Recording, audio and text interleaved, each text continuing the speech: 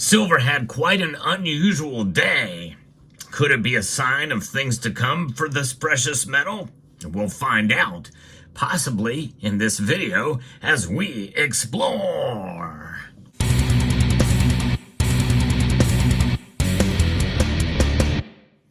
One never knows the future, but one thing is for sure, we have some signs that have been given to us from the past. And that's exactly what I'm going to be talking about today with silver. Many people, myself included, feel that silver is undervalued compared to gold, and for other commodities for that matter. But today's price movement was a little unusual. Now, it's not out of the realm of possibility. We've actually covered this topic before, where silver moves in the exact opposite direction of gold and every other precious metal out there. In fact, platinum and palladium both strangely fell exactly the same dollar amount and at exactly the same pace. That's a little strange in and of itself, but it's what silver did compared to gold today that I want to focus on, because all the precious metal, gold and silver, were both up earlier in the day, and we're going to talk a little bit about that first. Gold and silver, they are up ahead of what's going to be coming out tomorrow with the U.S. jobs report. I'm going to be referencing an article here from Kitco that gives us some little bit of insight about what's happening. Gold and silver prices are up today as trading has turned more subdued ahead of some major U.S. economic data. Of course, that was earlier in the day. That was the middle part of the day before gold started to pull back. And U.S. economic data will be coming out tomorrow, and that'll be very fascinating to see what shows up there. On tap in the morning will be the U.S. employment situation report from the Labor Department, arguably the most important U.S. data point of the month, and will play a key role as to what is going to be happening for the election. Both sides will use these numbers, in other words, the Republicans and Democrats, to make their case to the American people. And the non-farm payroll numbers is seen coming in up at 150,000 compared to a rise of 142,000 jobs in the August report. Now, keep in mind that we are also dealing with the revised numbers that everybody knows that came through recently, and those numbers show us that that these jobs have been overestimated by 818,000. I've not heard any other revisions, but some felt that could have increased up to 1 million or 925,000. But the U.S. stock indexes are mixed, or they were mixed earlier in the day. There's a keener risk aversion in the general marketplace this week. And Israel continues its offensive in Lebanon. It's not just going to be a week. We're talking it's going to last longer than that. Of course, we have the attack from Iran, and Israel has vowed to retaliate against Iran in their own timing for the missile attack. Most believe that situation will further escalate. Now, further escalation may just be between Iran and Israel. But right now, Hezbollah is very much on their heels, and Hamas is really not as much of a threat anymore, thank goodness. So the proxies have all been kind of used up, except for the Houthis. And the Houthis have very limited capabilities, and they've been hit hard as well. But the Middle East situation is as such now, where the latest news is that in Syria, some Russian missile sites have been attacked by Israel, and their defenses were not effective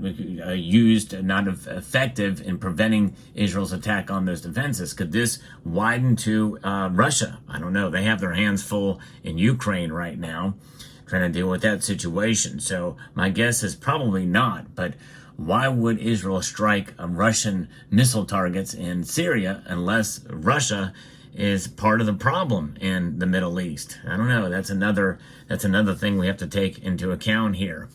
But we look at that going on, and the situation will escalate. But hopefully, it'll be limited to just Iran and Israel, and hopefully, it won't be something that will involve a whole lot of deaths, especially if Iran goes after the refineries and nuclear sites, nuclear capabilities. That would hopefully limit some of the casualties to just those involved in those operations. especially for the nuclear sites. Now, there is a Barron's story, Barron's news story that says it's rare for gold to beat stocks, but it's going so handily this year. It adds up to short-term traders are part of the reason, and hedge funds have piled in collectively, and they are more bullish than at any time, at least since the mid-1980s. And that gives us our first clue as to why gold went in the opposite direction silver did today. Safe haven demand is a part of what's generally lower global interest rates. Central bank buying and bullish technical charts are the main elements pushing gold prices north in the past few months. But a lot of that, by the way, is really piled on by psychology. And so therefore, there's some profit taking, at least marginally. Although again, it's only down a little bit today, but it is down, and it could be the beginning of some profit taking for gold. I posted a video a couple of days ago questioning really essentially where we're at with the gold rally, that I think it's going to continue, and it could continue and move past $2,700. In fact, I would not be surprised if we saw gold reach $3,000, maybe even by next year. But I think that might be it, and we may see a pullback in gold, and that rally may be over. Not in the short term, but in the midterm. And for precisely some of the reasons I'm saying, profit taking and people, saying that maybe it is overvalued. The central bank buying now has paused. But I do think that gold pulling back does not mean that gold should not be seen as a safe haven. It's just that it's run its course, at least for the time being, before it takes to move in another direction. In other words, a large consolidation period for gold's price to really cements in where the bottom is going to be. Where is that bottom going to be? Is it 2,500? Is it 2,400? Is it 2,000? I don't know. But even if it is in the low $2,000 range, that's still pretty darn good for gold. And I am bullish on gold overall as a hedge against inflation. Most of you know that since 2017, I've made a strategic shift more towards gold. But silver is the metal to celebrate today because it is up and every other metal is down. As I report to you now, moments before the markets close, silver is up 21 cents, over $32 again, to $32.11. Its high today was $32.28, still shy of that $32.50 critical resistance point. Now, when we get there, I'm hoping so, we'll see. But the key outside markets saw that the US dollar index was higher. So yes, this is another unusual thing where silver's acted a bit strange today because silver is up and so is the dollar index. You don't see that too often, but indeed it is. I think it's over 102 now. And so this is really one of those things that is we've seen where the US dollar index has popped into the 102 range, and yet we have silver up over $32. We've not seen that in quite a long time. I think that's pretty big news for today. And so therefore, I think that is something to celebrate, and I think that means that we might start to see the solidification of silver's bottom line too. Will it be $31 to where its support is, or could we start to see a cementing of $32 as the floor? I don't know. We'll find, only time is going to tell there. But we also see that the oil prices are also trading higher as well. Oil has been boosted by the Middle East flare-up. However, gains have been limited on reports OPEC Plus may roll back some production cuts. And so we'll see what happens there. So that is the news of where silver is. And I think this could be a sign that silver is starting to play a little bit of catch-up. And boy, it still has a long way to go, but we are now below 83 to 1 in the gold to silver ratio. And to me, that is a sign that if we can get into the high 70s and continue to see a chipping away at that gold to silver ratio, this is a good sign that we may start to see a little bit of a run on silver and catching up to gold, because people see opportunity in an undervalued assets. And even if you are a hater of silver, I think most would agree that silver is probably a little undervalued compared to this commodity bull run we've been seeing as of late.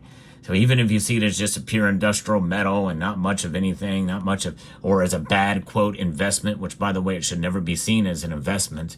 It's a savings vehicle outside of the system from which we find ourselves apart. Same thing for gold.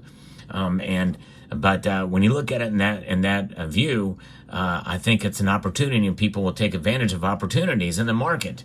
No question about it. And that very well could be on the cusp, and so we can see a broader horizon for the silver market. So be encouraged, silver stackers, and don't be discouraged if you're a gold bull either, because it's not over for gold yet either. But I do think there will be a topping out period. There's only so much that gold can go up before it tops out somewhere, and we start to see consolidation. I'm very close to thinking that once it hits $3,000, then it may be overvalued. I think in a sense it's somewhat overvalued now, but that's just my opinion. And I'm a big fan of gold, and I believe in it. But I also have seen enough of the market activity and moves that it's only a matter of time before something changes, and then people just kind of move away from one asset, move to another, and it very well could be that some ETF paper traders in the gold market may see more opportunity in silver. That is a possibility. We have to think about all sides of all these issues in one way or another. I am considered somewhat of a contrarian, but it does not mean that I don't appreciate and have great admiration for these precious metals. I understand their history. I understand them beyond the price. I may talk about price a lot when it comes to gold and silver, because I'm Precious Metal News Channel. But it does not change the fundamentals for me, nor should it for you, about what these metals mean. I am a holder. I've got diamond hands, that's for sure. So let me know what your thoughts are in the comment section down below. Hope you found this video informative, insightful, and educational. Would like to extend a multitude of gratitude to each and every one of you for taking the time to watch, and encourage you to please rate, share, comment, and subscribe.